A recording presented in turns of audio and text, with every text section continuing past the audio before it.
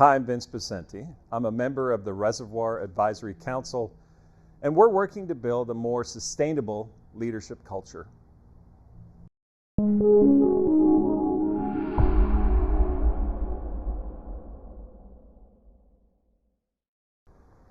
Each of us are leading by example. When my son was 4 years old, he did something and I yelled at him.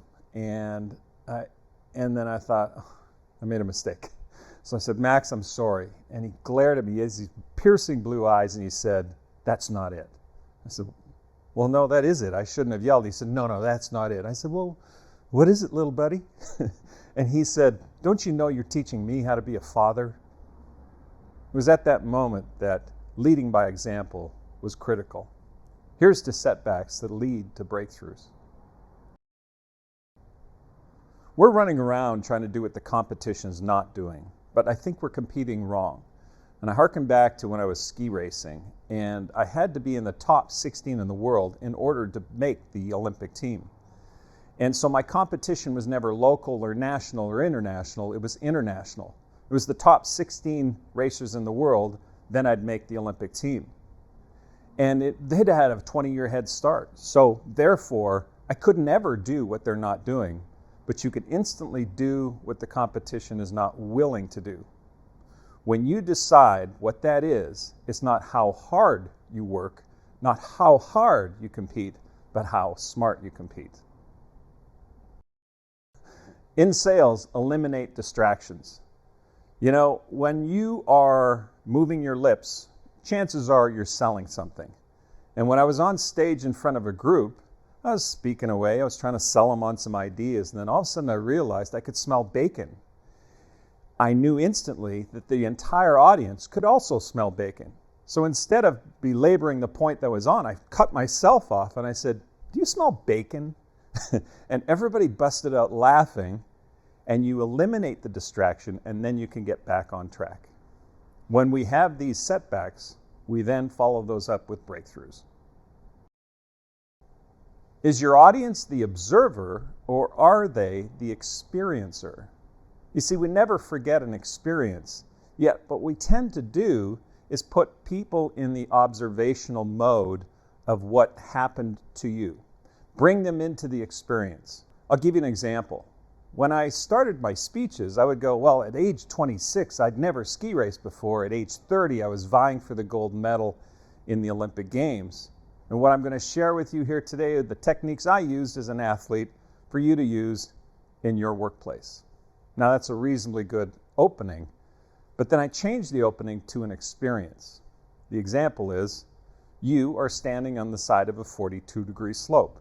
You're going to go 0 to 60 miles an hour in 3 seconds. You're going to go up to 125 miles an hour in 8 seconds. All heck is going to break loose. You want to be in a tight aerodynamic tuck. Your heart's beating here. It's working its way up to the base of your throat. You see, what I did there is put you in the experience. And when you do that, people aren't just observing what happened to you, you've brought them into that experience. If we do that, we go from setbacks to breakthroughs. Never make a decision based on fear. If I want my kids to remember anything I've ever taught them, is to never make a decision based on fear. Because if we make these decisions at moments of fear, those outcomes are going to be poor. You know, when I was ski racing, some of the conversations were, well, how are you not afraid?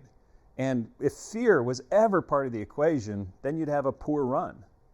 The focus was always on, how do I go faster? How can I be better? And so if that's the mindset when you set out, you're not making a decision based on fear, you're making the decision based on how good you can be in that very moment. When we do that, we go from setbacks to breakthroughs. The opening line of the book, The Earthquake, is this: there's no linear way out of chaos. So that's a big question to answer is, well, what is the way? What is the way out of chaos? And it took me 7 years to write that book, and I found that it's more of a 3-part dynamic. It's being very curious, being creative with what the solutions might be, put it into place. Does this work? Does it work? If it doesn't work, you go back. Does this work? Does this work? Does this work? In chaos, we cannot have the answers up front. we have to play these out as we go. There's just no linear way out of chaos. And so if we do that, we go from setbacks to breakthroughs. After I finished ski racing, I was blindsided by something, which was mental health. Now, we're not allowed to be fragile as athletes, or maybe veterans, or people known to be able to hold their stiff upper lip and just muscle through it.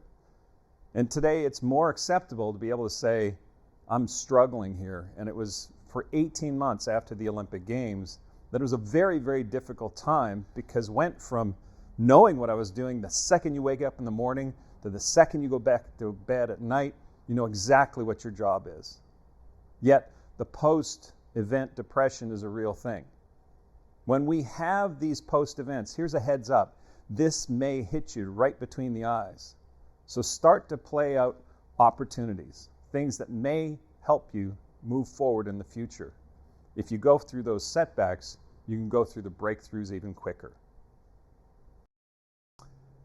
Question for you. Are you the architect for your dominant thoughts, or those dominant thoughts appearing to you? Are you the architect for that which you believe to be true, or is that truth just part of how you think, how you move forward in life? And so to be the architect for a dominant thought and that which you believe to be true is a technique that I used where I put gold dots on things like my cell phone, on the odometer in the car, on my keychain. And every time you see that gold dot, it's a trigger for a dominant thought. And if you say things enough times, that's called repetition bias, you'll actually believe that to be true. You want to add rocket fuel to that? Put an emotional buzz attached to that gold dot of yours. Every time you see that gold dot, you'll be the architect of your dominant thought and that which you believe to be true. If you do that, you'll go from setbacks to breakthroughs. We are creatures of decision-making habits. And the fact is, some of these habits aren't working for us. And one I can scan back to was, if there was any sense of uncertainty, then I wouldn't step into that uncertainty. I'd step back or step away. Well, that wasn't a habit that I was proud of or that was working for me. And eventually I decided to move forward and step forward into the uncertainty. You know, when I was parachuting, my second jump, my parachute didn't open. And when I went through the emergency procedures earlier that day, they paid off when I had my reserve chute come out. And to be able to step into the uncertainty, the more you can work on this, the more this will play out in your life. I don't know if you're familiar with the name Solomon Rushdie, but in 1989 he wrote a book called Satanic Verses. And Solomon Rushdie then had a fatwa put on his head, which is basically a bounty for $3 million to be assassinated. And the Ayatollah Khomeini put that bounty on his head. He lived in hiding for a while, and then he came out of hiding and started to give speeches. Now, just a few months ago, I was in Chautauqua in the Finger Lakes, and I happened to be at where Solomon Rushdie was speaking, and I was curious, so I thought I'd go watch his speech. I sat in the front row because I got there early, and 10 seconds into him being introduced, somebody jumped on stage and started stabbing him. It was at that moment that I realized he needed help. And I jumped on stage with 2 other people and pulled the attacker off of Mr. Rushdie. At that moment, I realized he needed help, and I did what I could. Afterwards, I was talking to some friends, and many said, I don't know if I would have done that. And scanning back, I asked myself that same question, what had me do that? And I think making a decision earlier on in life to step into the uncertainty repeatedly, to let go of that bad habit of standing by or standing aside. Stepping into that uncertainty definitely saved his life and can save other people's lives, maybe your own, as you move forward to go from setback to breakthrough.